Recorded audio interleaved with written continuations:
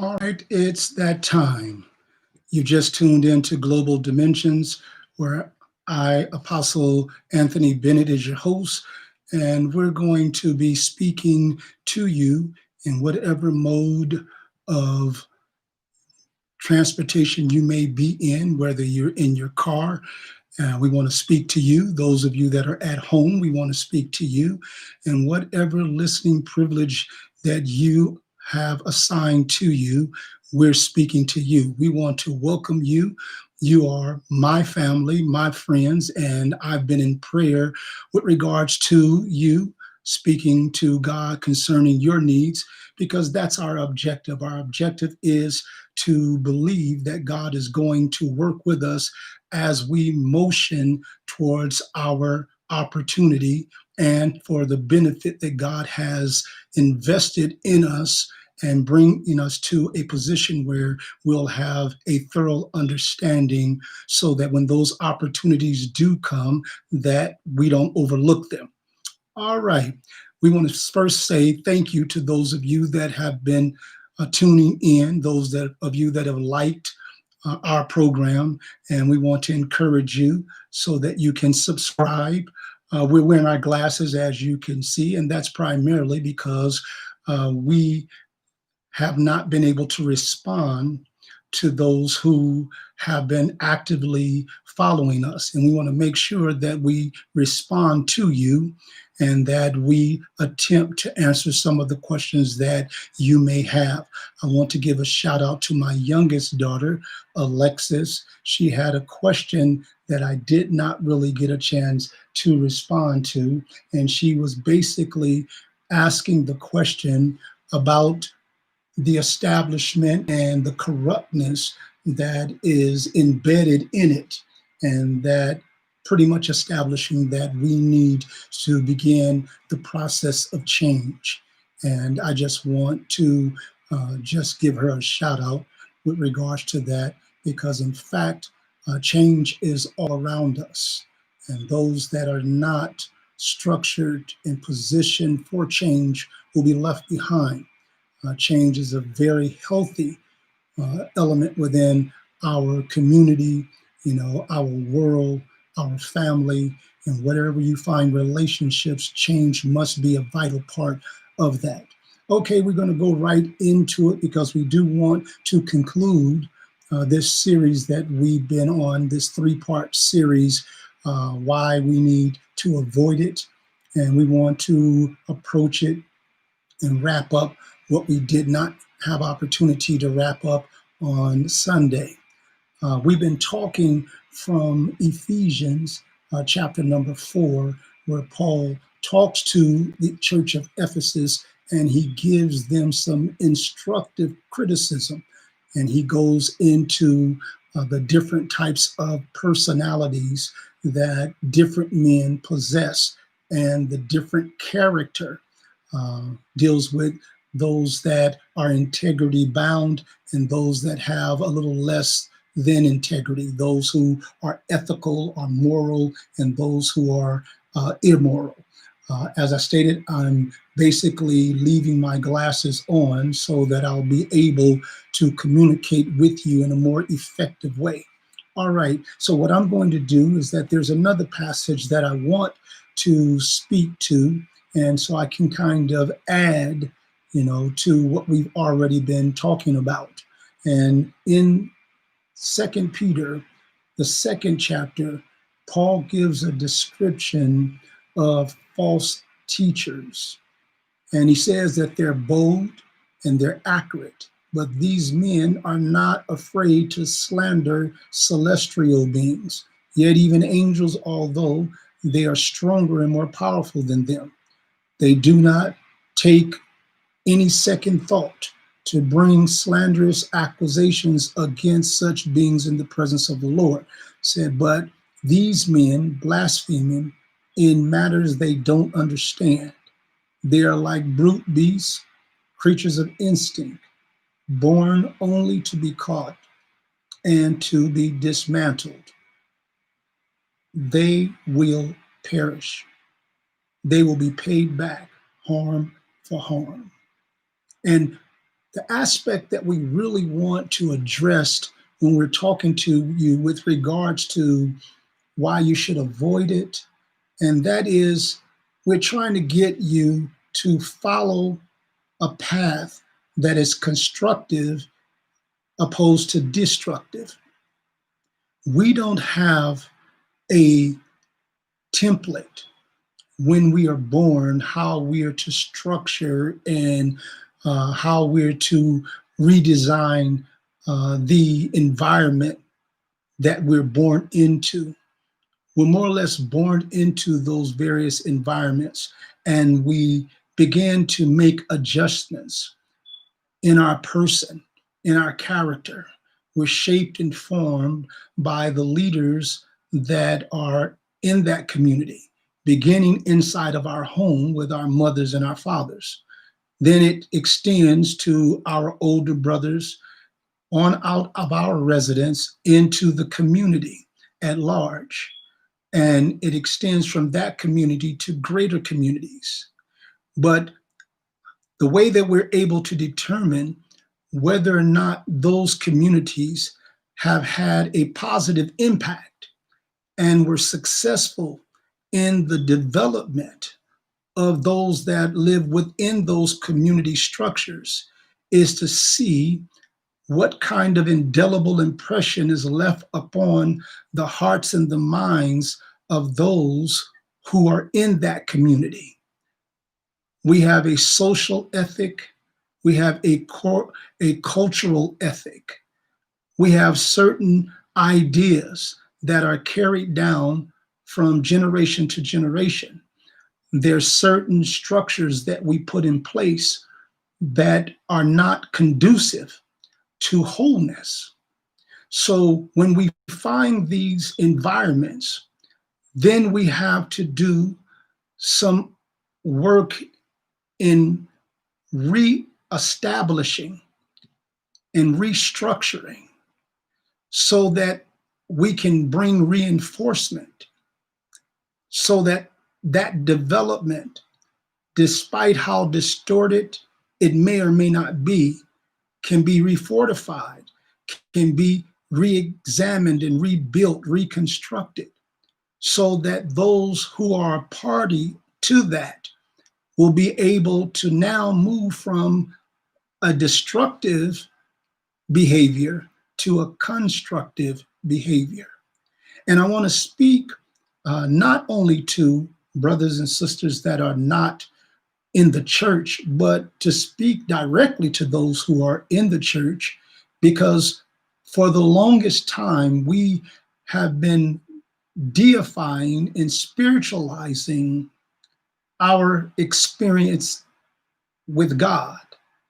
And we've been trying to deify and not deal with the reality of our humanity.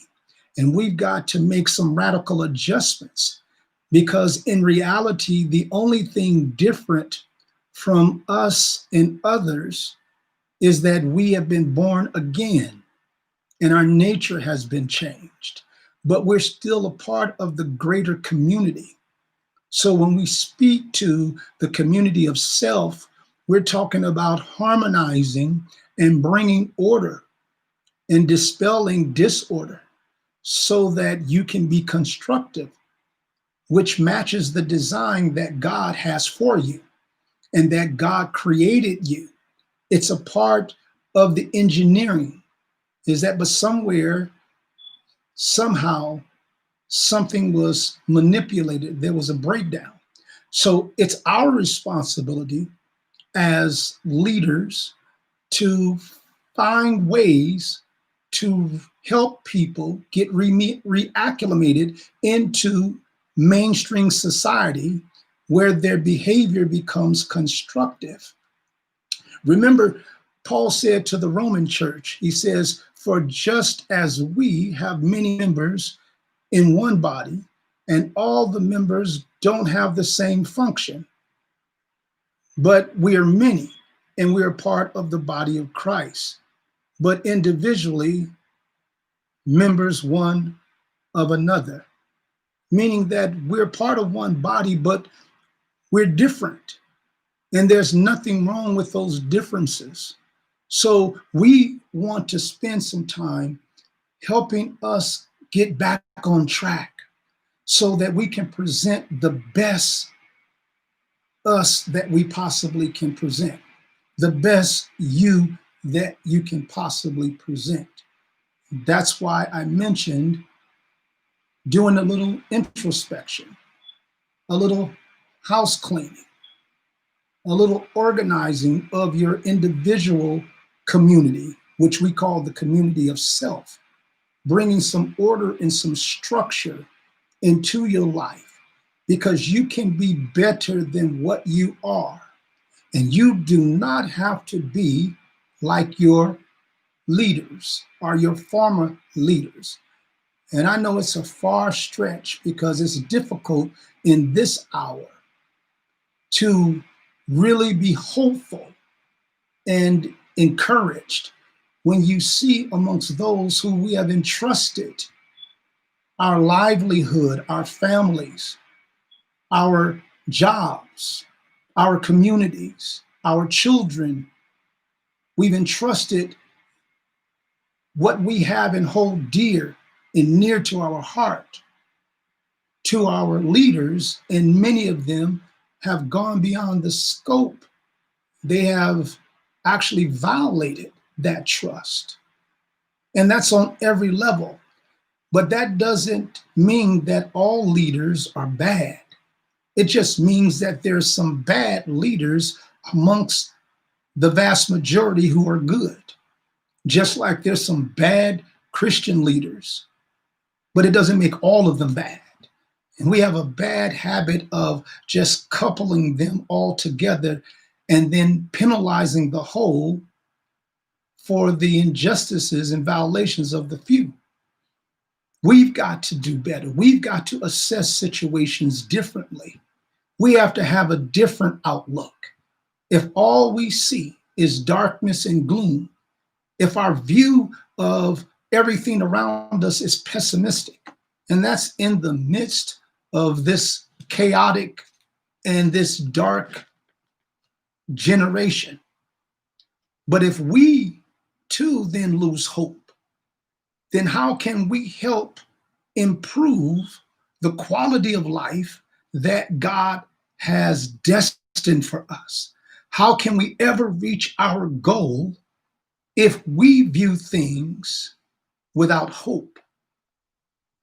The Bible says, he that hath this hope in him purifieth himself even as he's pure. God is pure. But when you have that God element in you, it purifies you and gives you hope in humanity. I have great hope in our humanity because I know that it's not driven only by our humanity, that there's a higher source, and that source is inside of us. We carry him with us everywhere we go. In fact, according to the text, we're supposed to allow him to lead us, and he promises, and it is vowed by God, that he will lead us into all truths. So we're looking at the truth of the matter, not what others have said about a situation, but what God said. Not what others have said about the condition of our world. What did God say? Not what anyone in particular said, even about your destiny, because it's not important what people say. It's important how you perceive it, and then how you receive it and accept it, and how you put it in its proper category. Everything rests with you. You can change your world outlook. You can change everything about you, but you've got to make a decision. There's going to always be those who are intemperate. You know, those individuals that are reckless and self-indulgent, those individuals that only speak and think of them. Those individuals that even when they bring you into their circle, it's with intent to benefit off your back. It's to your detriment. But you have to consider, like Marcerello said, success with people is not dealing with them according to how you expect them to act, but how you know they will.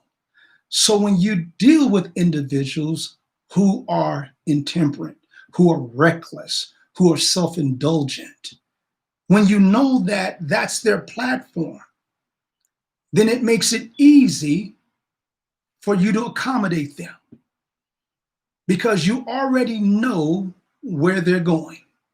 So it ensures that you will have a greater probability of success with them, because when I know where you're going, I can cut you off at the pass. I can get ahead to the goal line. So when you finally get there, I've already come to the necessary conclusions.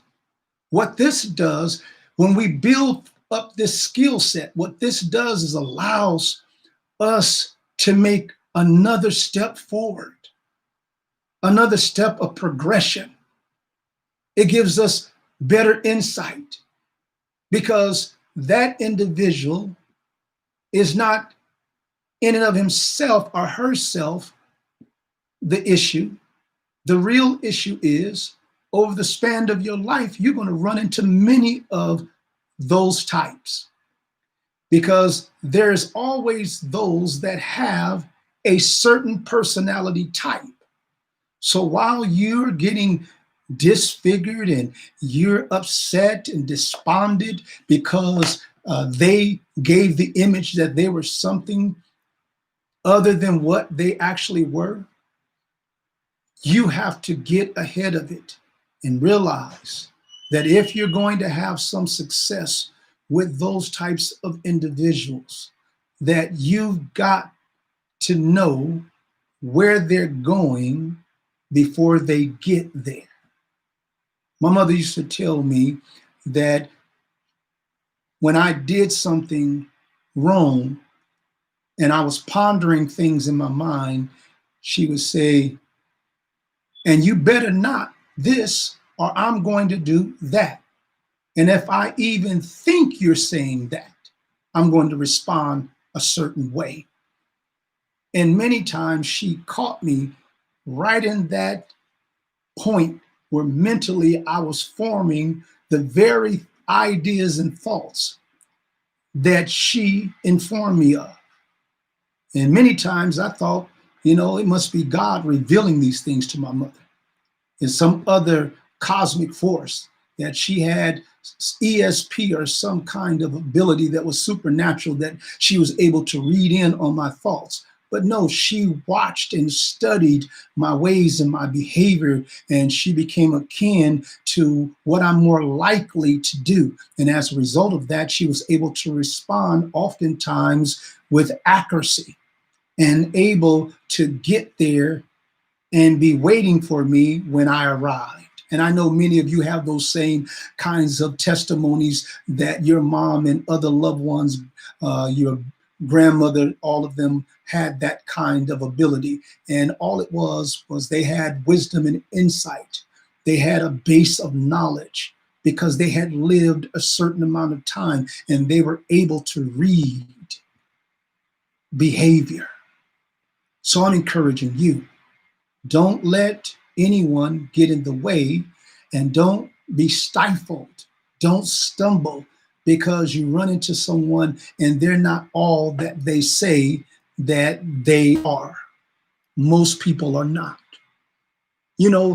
It's funny because when we look in the Bible, we see issues and we see behaviors, but we miss what God is trying to teach us because we over spiritualize what we see in the Bible.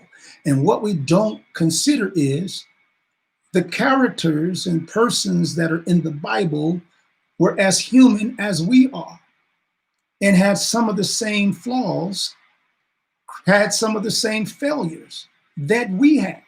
They had some of the same challenges that we now have. So they were no different than us. They were very much like us, but we deify them and we make them saints. So then when we read about them, we think that they have some special ability that we don't have.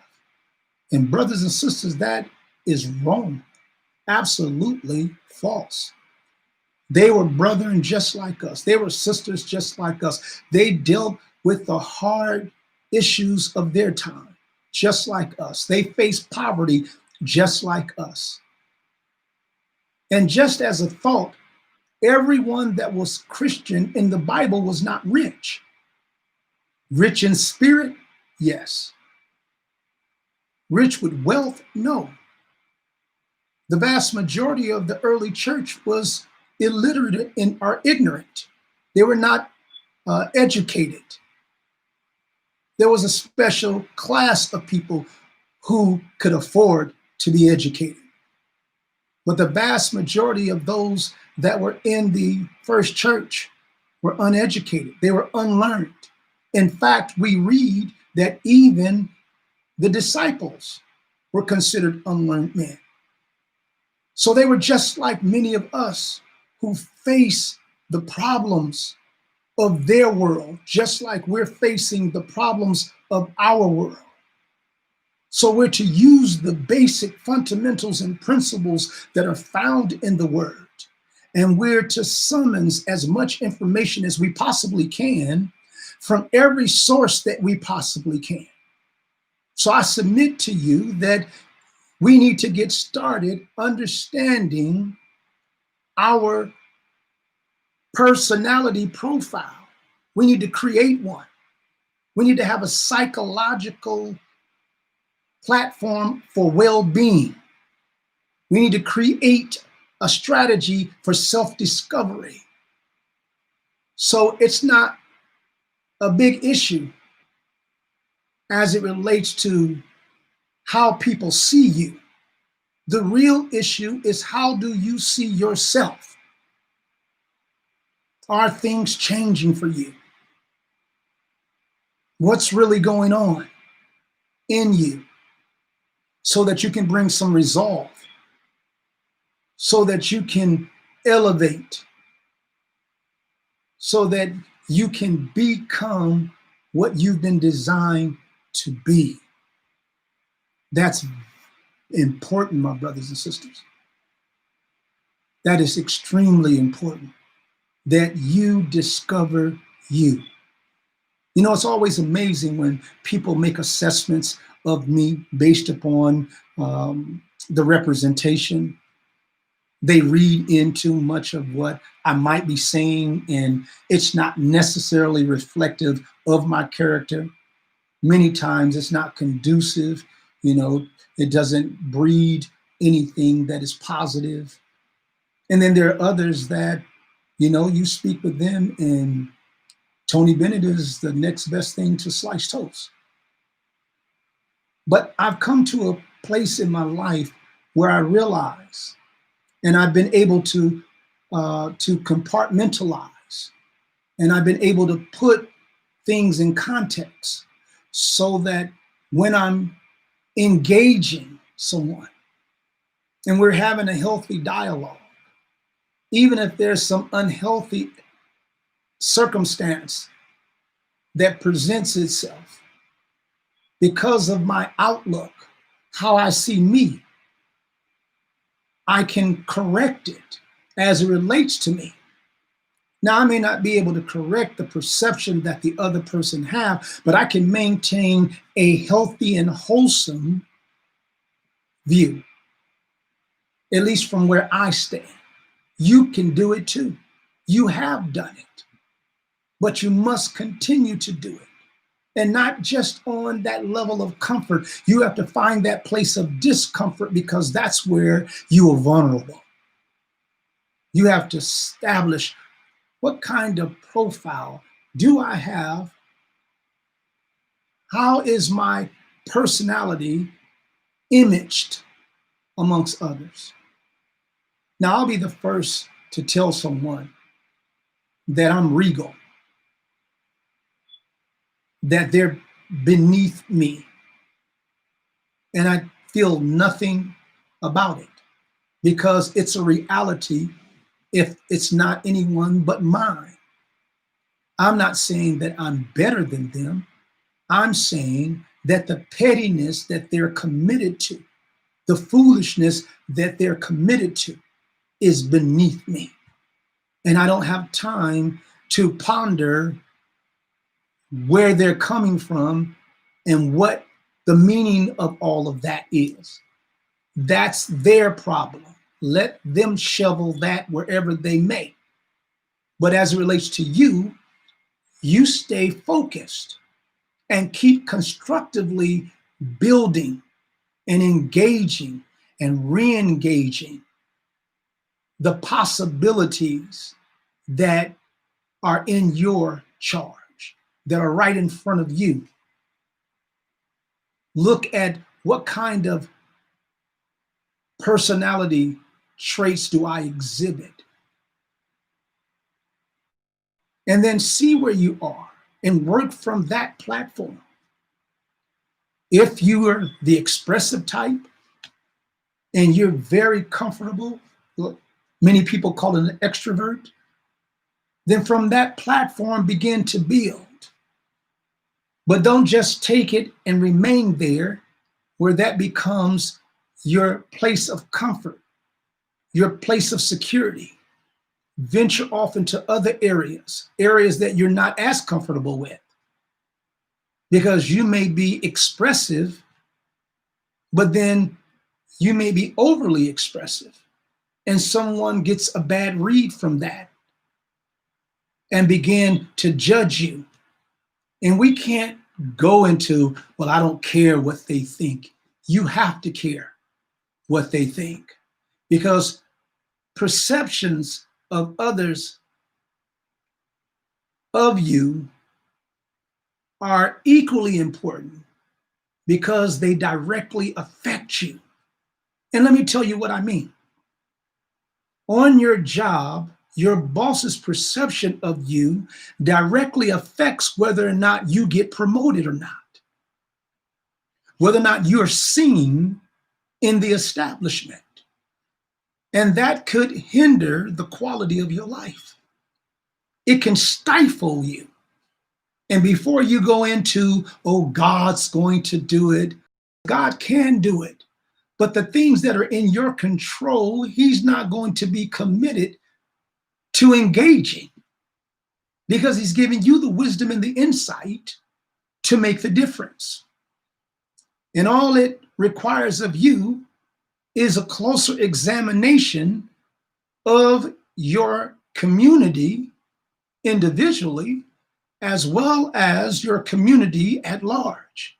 In other words, there's certain times I'm quiet so that those that are around me, that are reading me, can't get an improper reading. And then there's other times when I'm actively engaged, or I get actively engaged so that they can get a reading. So if I'm interested in them having a reading that I'm intellectual, then I'm going to go the intellectual route. If I'm not conveying enough emotion and I don't want them to think that I'm an introvert and that I'm antisocial, then I'm gonna be more expressive. If I'm a little bit more timid, but I want them to understand that I have the skill set and that I can be an asset to their establishment, and that it would be a mistake not to involve me in some capacity, particularly the capacity that I'm interested in displaying my skill set, then I'll move that way for employment purposes.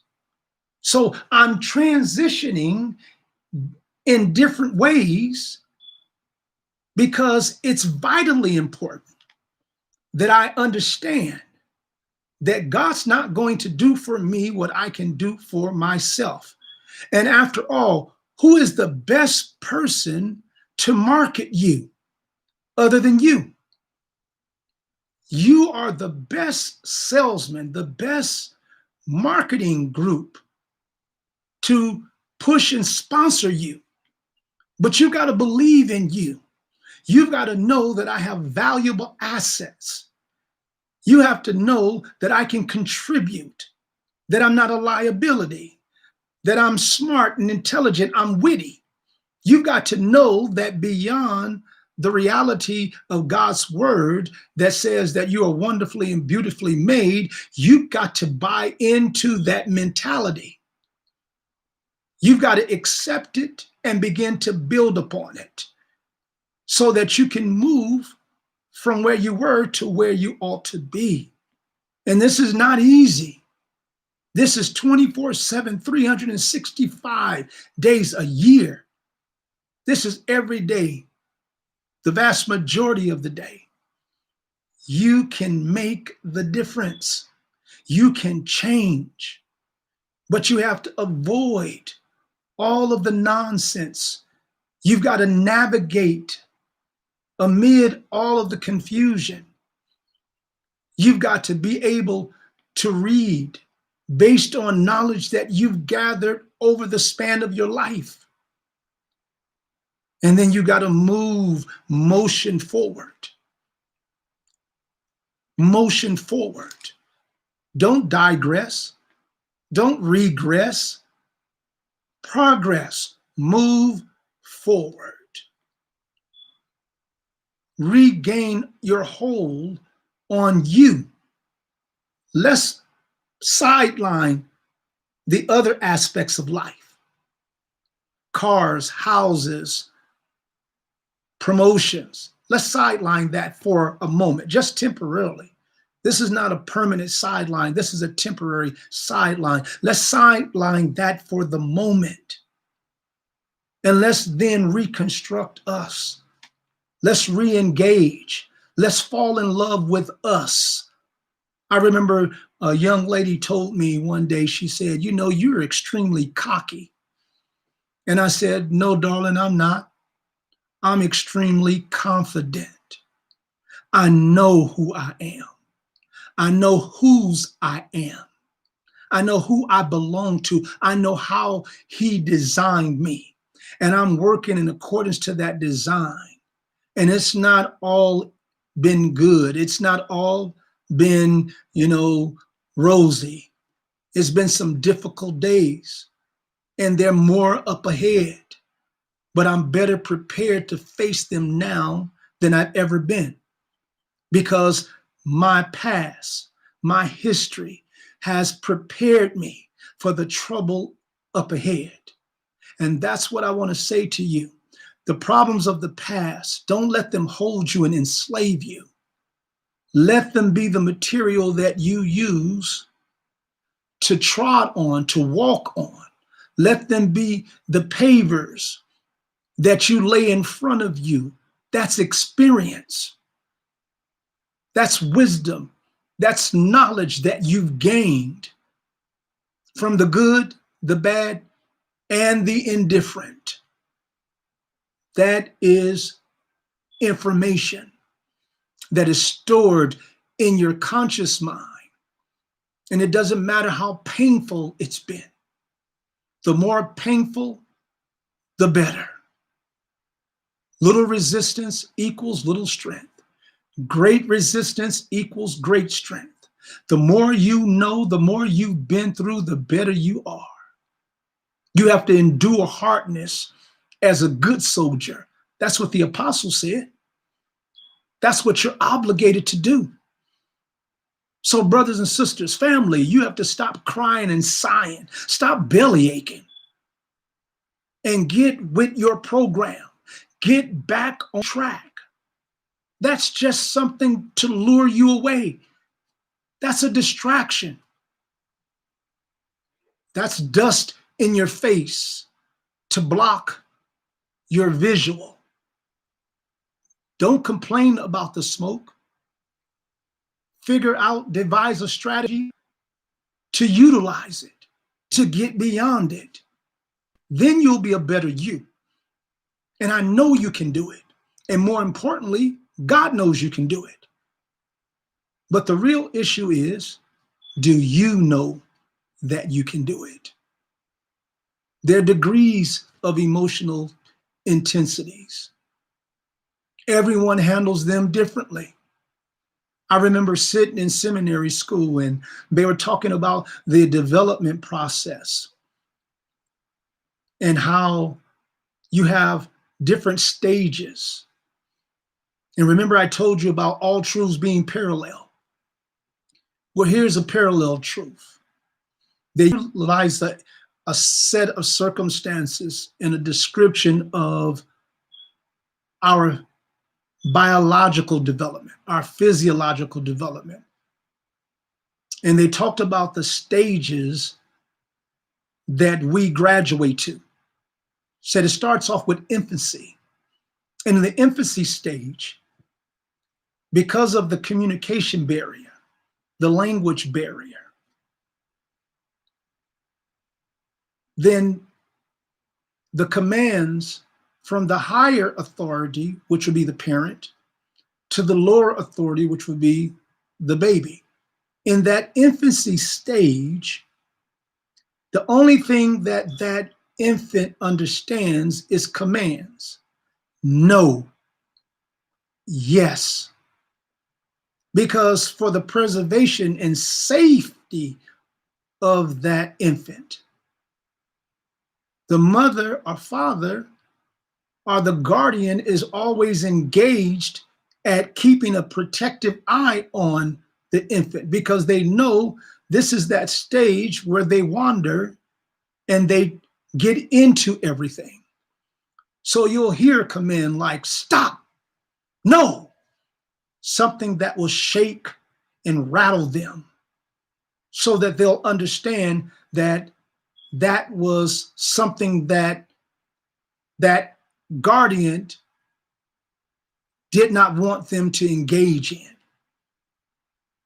And you'll see at different stages, before they get into what they desire to get into, you will see that they'll look back at that parent or that guardian to see if they're watching, to see if they're going to give that command. But that's the language structure that dominates that level of infancy. So it's the command stage. And then they went further and began to speak on the adolescent age. And the adolescent age is when they're being infused with information. It's in that time where you start to see their development, their mental development. You start to see curiosities. They start to form questions.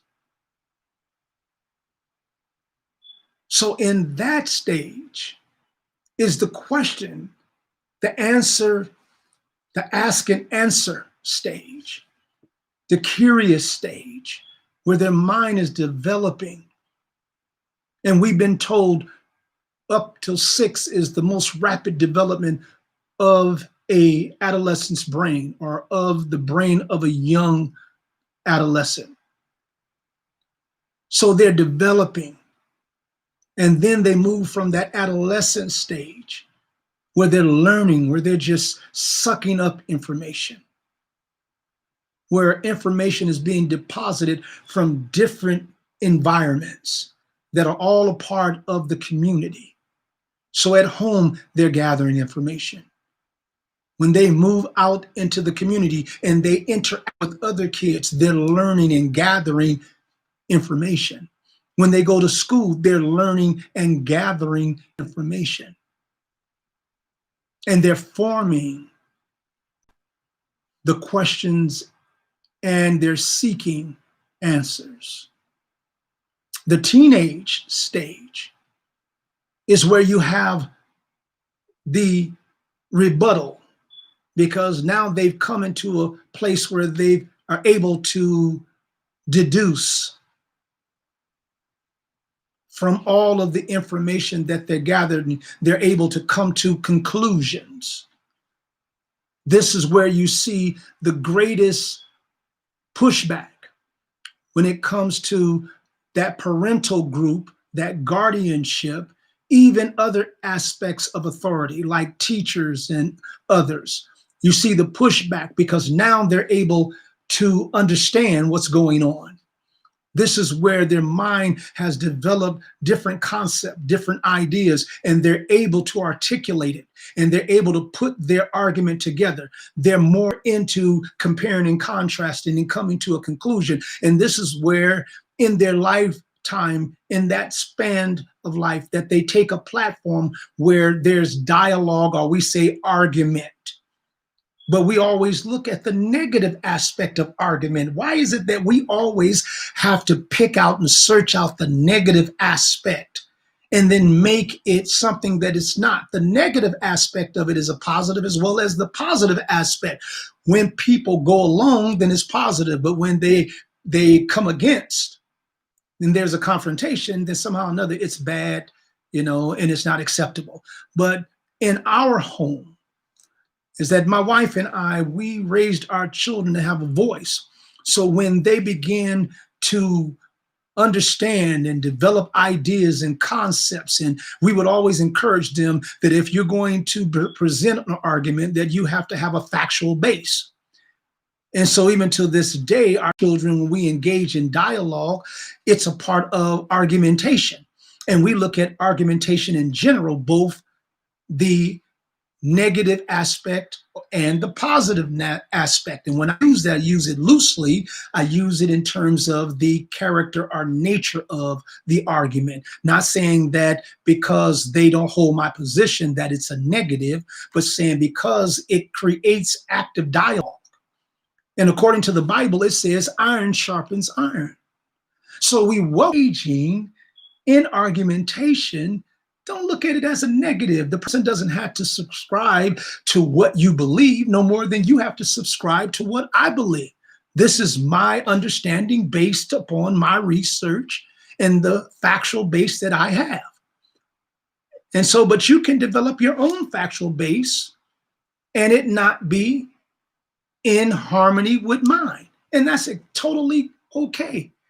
I'm not angry with you because you don't subscribe to my ideology. I'm angry when you don't present one. I'd rather that you have one to argue with than to just accept someone just because they've stated it. That's lunacy. That's ignorance at its best. That's the one way that individuals are able to bring you into a position where they perceive that you're beneath them, that you are under them, and they try to dominate you because they don't want you to think. It's kind of that old adage, do what I say, not what I do. No, leaders lead by example. Parents lead by example. Teachers lead by example. Officers lead by example. Politicians lead by example. Dignitaries lead by example. And most certainly, preachers lead by example.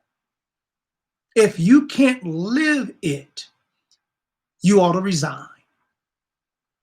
And you ought to resign so that you can maintain the image that you're supposed to be mirroring. And I'm not talking about if you made a mistake. I'm talking about if you refuse to modify your behavior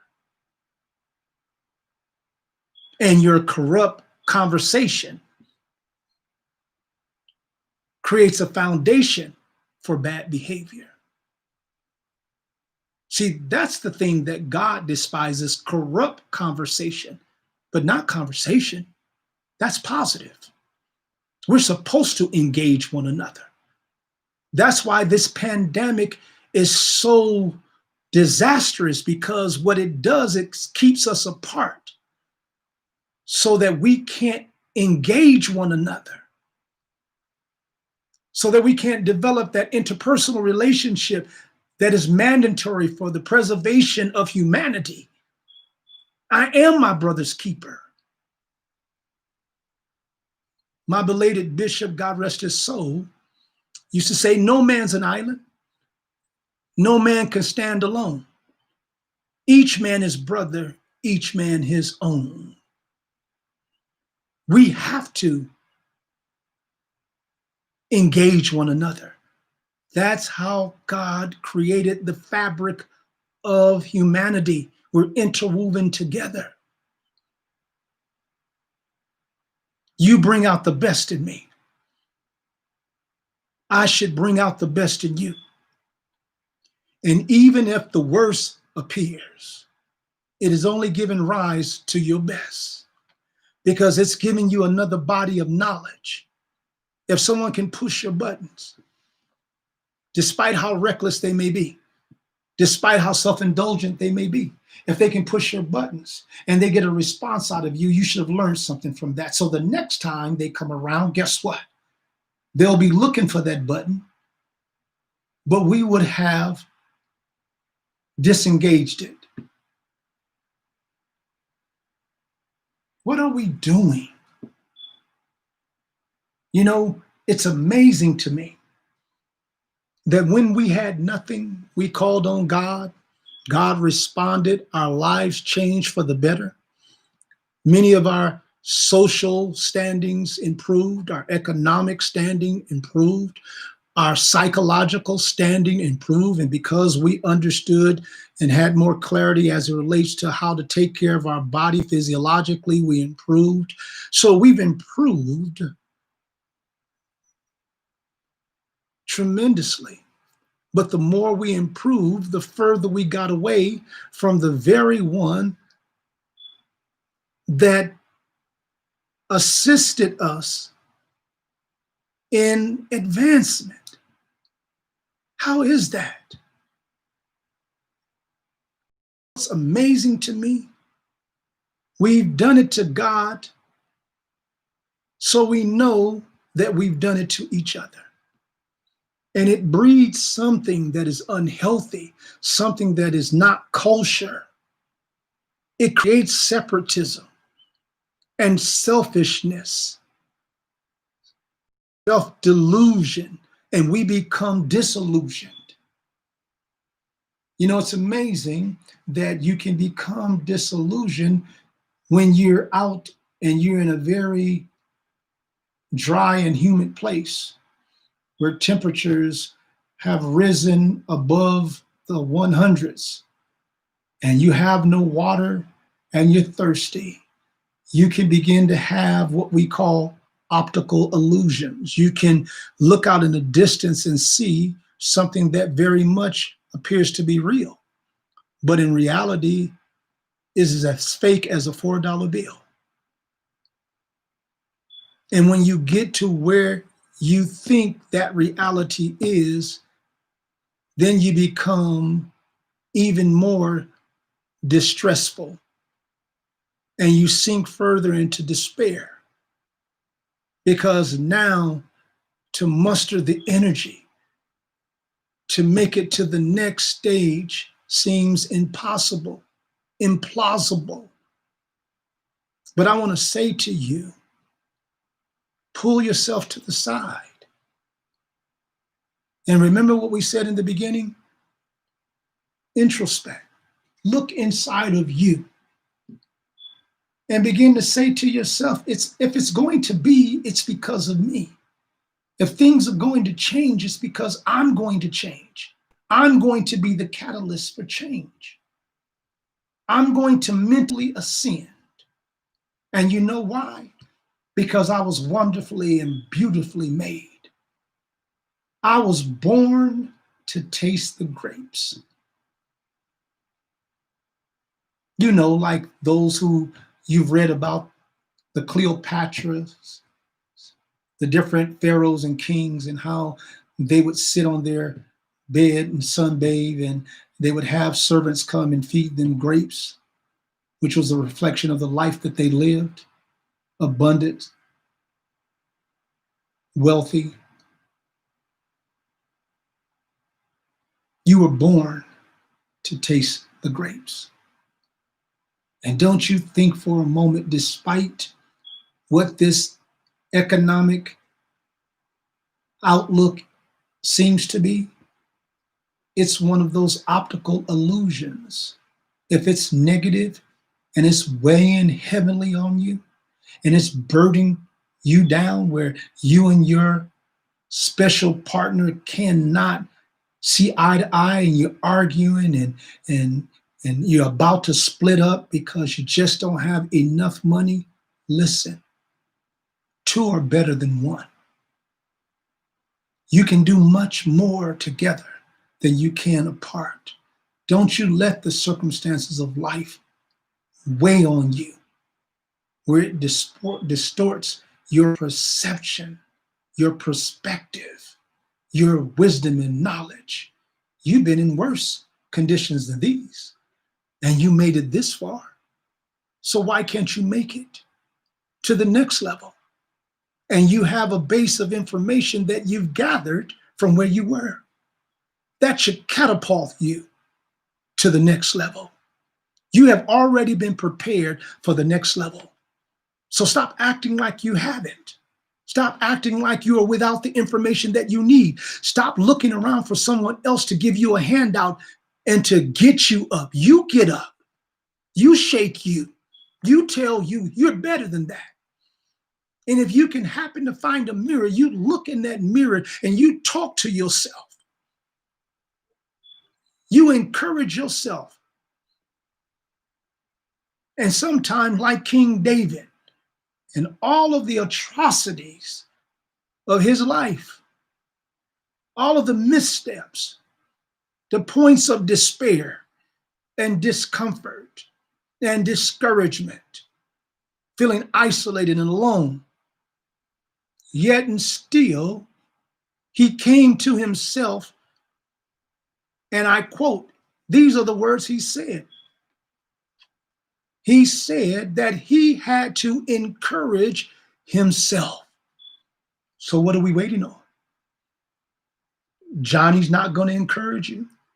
Frankie's not going to encourage you. Sandra's not going to encourage you. Esther's not going to encourage you. Encourage yourself. Pat yourself on the back and say, you all right. Tell them this has not been your finest moment, but it's a moment. And this is the greatest moment of your existence. This is that miracle moment that you come to you and you say that I am somebody. Not because it's a popular phrase or slogan of the 70s, but because its origin goes way beyond that. Because God said, I am somebody. And God's not going to waste his time on a nobody. He brought you from nobody and made you somebody. He's prepared to take you from nowhere and bring you to somewhere. But you got to believe it. It starts with you. It starts with you. You got to bring oneness to this community. You got to establish that every community has a language.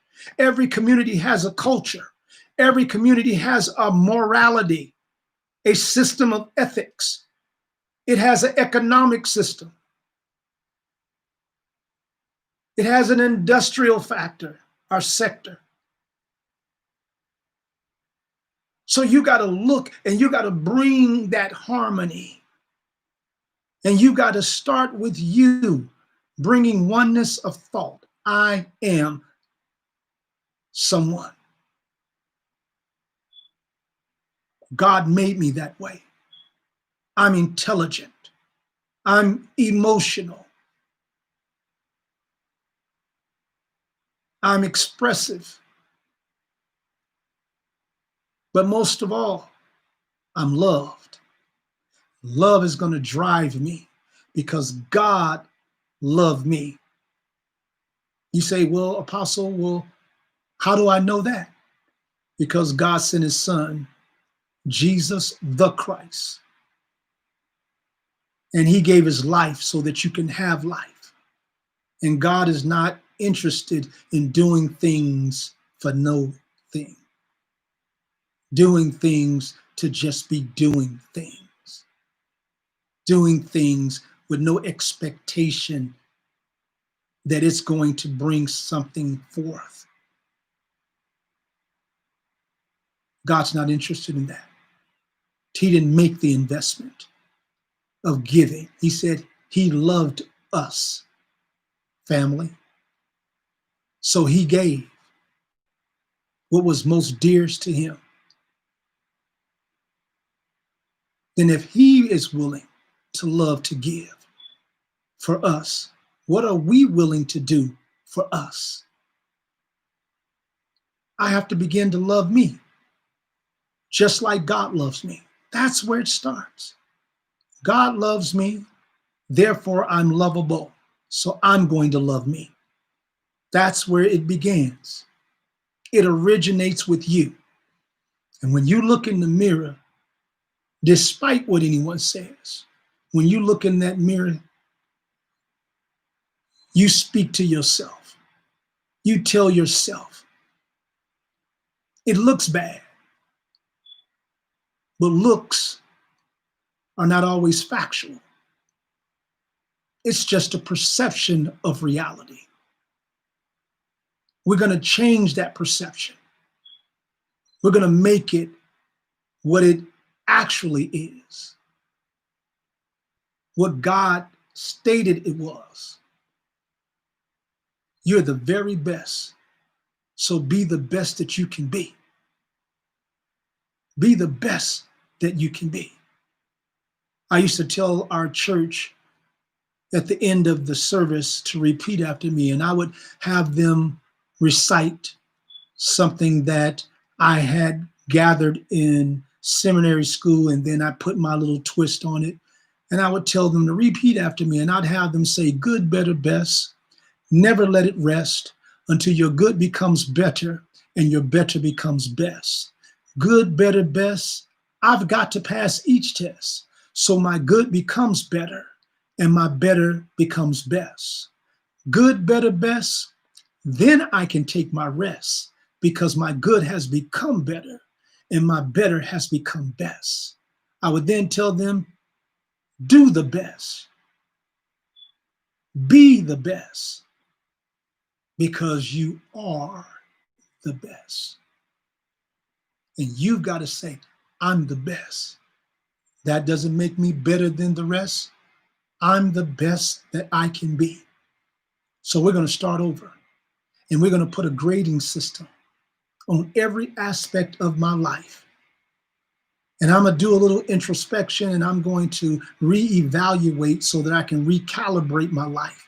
And I'm going to tell myself the truth. I'm not going to lie to myself, because if I lie to me, I'll lie to God. And if I lie to God, I'll lie to anyone. So I'm going to tell myself the truth. And if I see economically that I'm only in the 3rd grade, that I've got 3 more grades to go in order to graduate, so I can get into the junior high, the middle school of economics. And then I'm going to start there, and I'm going to re-engage and recalibrate until I graduate, not on a high school level, on the best possible perceivable level I can. I'm going to move forward, and I'm not going to let anyone stop me because the knowledge is already out there. There are means and hows to become as wealthy as you want. You just have to put the time in and the energy in and do the research. Pound the pavement. If Johnny can become a millionaire, then Johnny is sending me a message. He's telling me, hey, Tony, hey, Anthony, there's room over here. See, I did it. You can do it too. So if he did it, I can do it. I just have to be as committed are more than him. If Denise has a doctorate degree, and I want to achieve that, maybe not in the same area, but I want to achieve that. I might be in junior high as it relates to my academic knowledge. I'm going to go and find the information that's necessary, and I'm going to put out a plan. And I'm going to write on that plan, this is my long, intermediate, and short range goals. And then I'm going to put at the bottom of that plan, God has a plan. I am in that plan. Failure is not in that plan because God has not planned failure for me. And then I'm going to put on blinders, the same type they use with horse racing or horse training, so that I'm not able to see what's on either side of me, that I develop tunnel vision. I see what I'm after. I see my goal. Faith is the substance of things hoped for, evidence of things not seen. Faith is always in front of you. And you have to pursue. And you have to believe and be confident.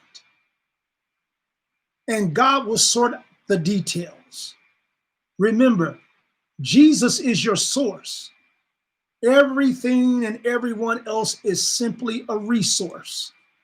So I'm not looking to the left or to the right because those are just resources. Jesus will bring that in my presence. I don't have to go looking for it. The Bible says my blessings will come up from behind and it will overtake me. Have you ever been at the beach and you went out in the ocean and you were out there and the wave had gone in and then you saw it starting to come close to the shore and you started running back to shore, but the wave was so tremendous that it engulfed you and it flipped you? That's what the Bible says. That the blessings of God are going to come up from behind you. It's going to flip you, completely engulf you. Is it going to be easy? No, not always. But it'll be sure. And I can guarantee you this, it's going to build morale in you. It's going to make you then stop to assess every venue that you come into.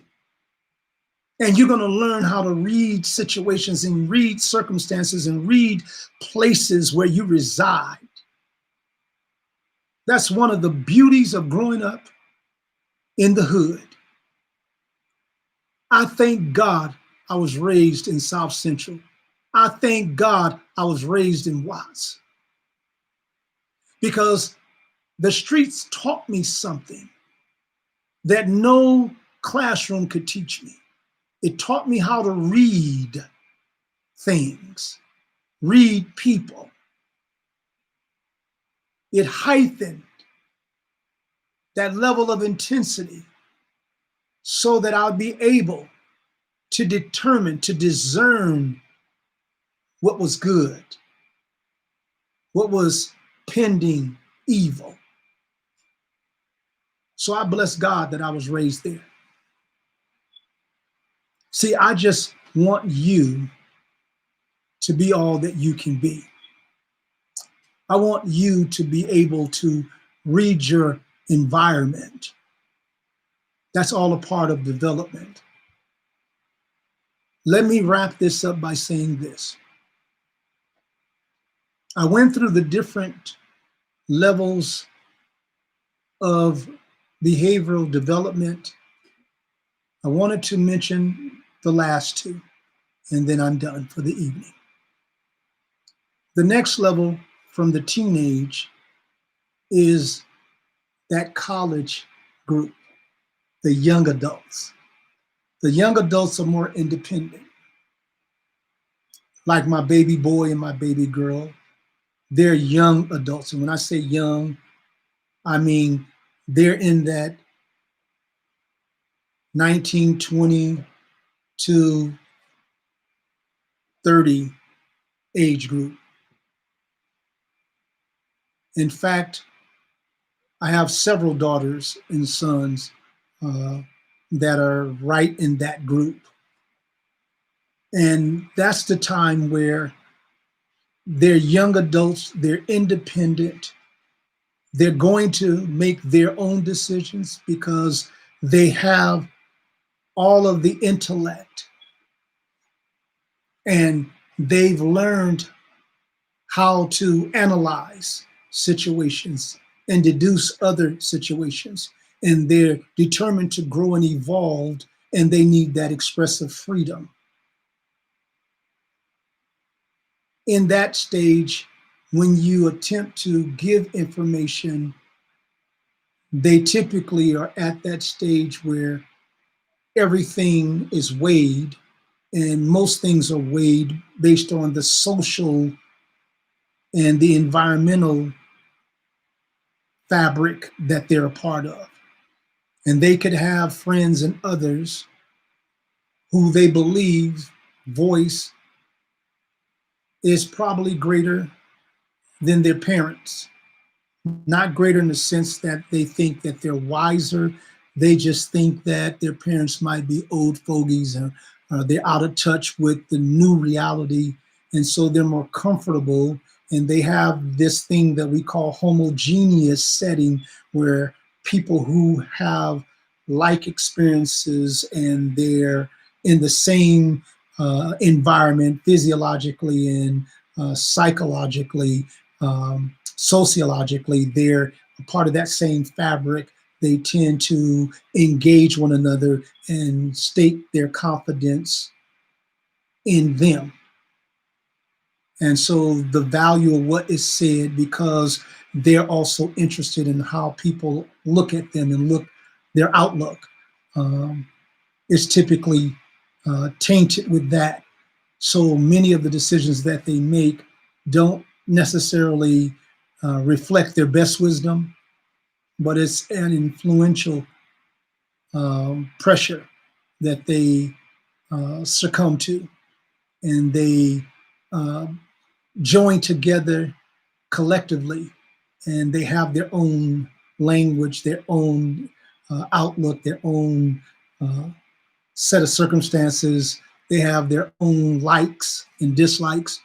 And so they make decisions based in that. And then you have the matured, or we call the advanced age. That's where I live, perhaps you live, and you sit back and you want to engage because you have a greater range of information. And it doesn't make you better. Um, it doesn't make you more academic.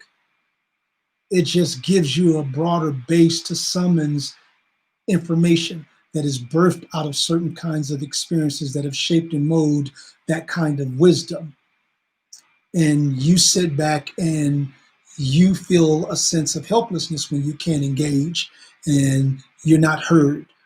But you're still to be there as that rock of stability, because the information that you have is substantial, and it's there as pillars to a building to stabilize the moral and ethical construct that keeps humanity civil.